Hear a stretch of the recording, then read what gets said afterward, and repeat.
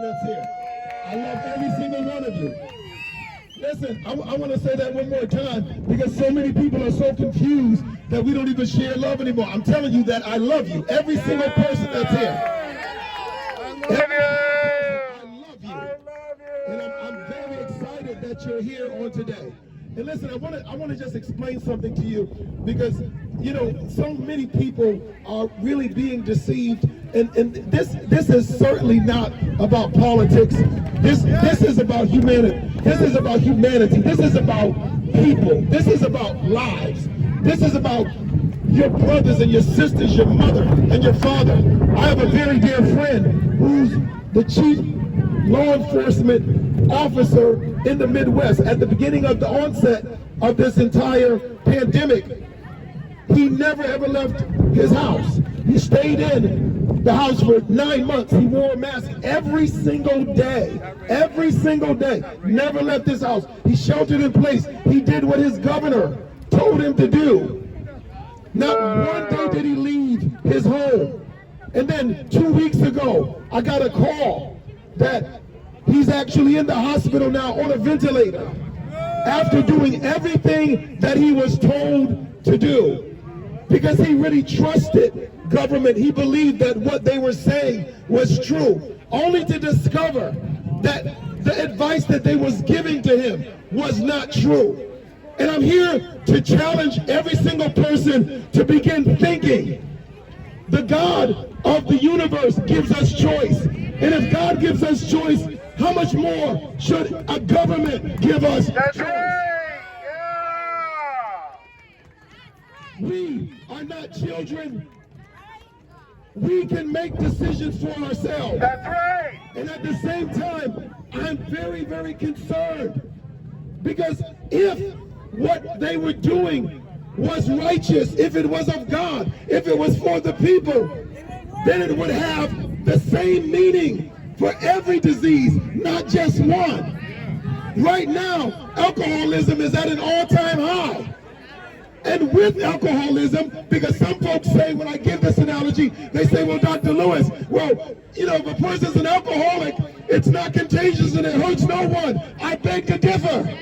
Ask the mothers who are against drunk driving, who lost children. Ask the people who grew up with an alcoholic father or mother that was violent. Ask the person who is under depression and resorts to alcohol as their resort. No, it does affect all of us. It affects communities all over the planet.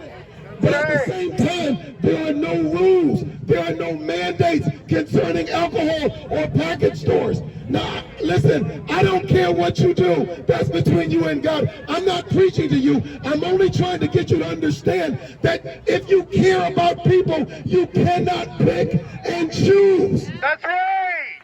Woo! I'm concerned about depression. I'm concerned about my brothers and my sisters who are contemplating suicide. That's right. I'm concerned about one of the greatest pandemics, which is not COVID, but it's untreated diseases. Yes. Because there are so many millions of people who are not able to get proper treatment because of all what is going on. Now, I'm here to challenge you to not be afraid. Don't be afraid of government. Don't be afraid of tyrannical leaders. That's right. Now, whether you believe it or not, I still will proclaim it that there's someone far bigger than de Blasio, far bigger than Cuomo. And he is God. And besides him, there is no other. And so I'm never going to bow down to any man on the planet. That's right. Yeah. Because there's no man that has power over my body. Woo! Only God does. Yeah. God does not force us to serve him. That's right. He says in his word, choose you this day whom you will serve. So if he doesn't force me to serve him, then how is it that any government leader can tell you that you have to be locked in your home? That's right. That you have to think about this particular pandemic in the way that they want you to think. Intelligent people always have choices. That's right. And not only that, intelligent people are not afraid of dialogue. I'm very, very skeptical of people that only want to put on our media one thing. You understand? My father's from Jamaica, West Indies. God rest his soul. He was a bishop in the church. He's from Jamaica, West Indies. Anybody that's from the Caribbean know what I'm talking about. When you get a headache when you're little, when you get a headache or you get a cold, we didn't get drugs. You know, we got soup. Chicken foot soup. That's right. You understand? And the chicken foot soup healed us. Yeah. We drank herbal tea. We went to nature. That's right. We didn't go to drugs. That's right. But here's the problem. The problem is that nature doesn't make the drug industry any money. That's right. You got Nature it. doesn't pay the bills for Big Pharma. Preach. So they're Preach. continuing to push us to a drug model That's right. so that they can profit off of our expense. That's right. I'm not afraid of them. And if it means that they have to kill me, then let them take my life. Because I'm going to live free. That's right. And I'm going to live free for the rest Right. of my life. That's right. Because to live any other kind of way is death. I'm not taking any vaccine That's right. because I'm a healthy man. That's right. You're healthy people. Healthy people don't need medicine. That's right. Got it. And if they are so strong on this vaccine, particularly the politicians, That's right. that everybody in Congress and the U.S. Senate, de Blasio and Cuomo, can all line up and take triple doses. And when they take it,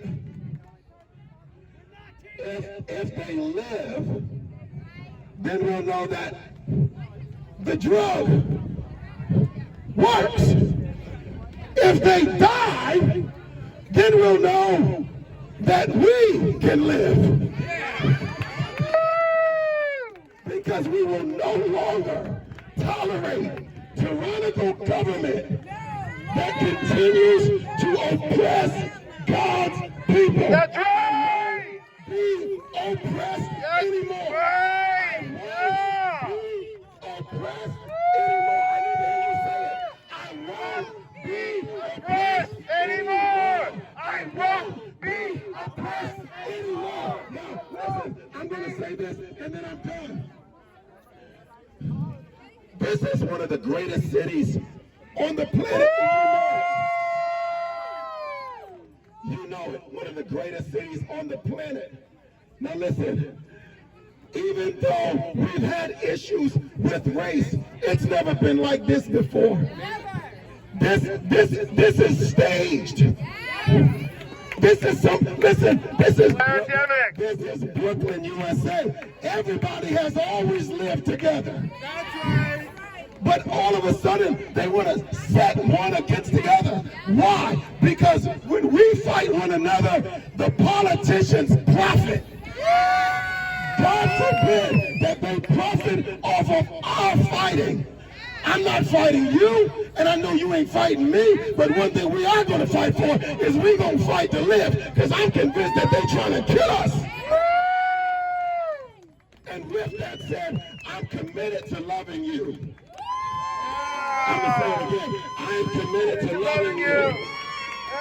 I love all of you. I love my Jewish brothers and sisters. I love Brooklyn. And may God bless these United States of America. God bless you.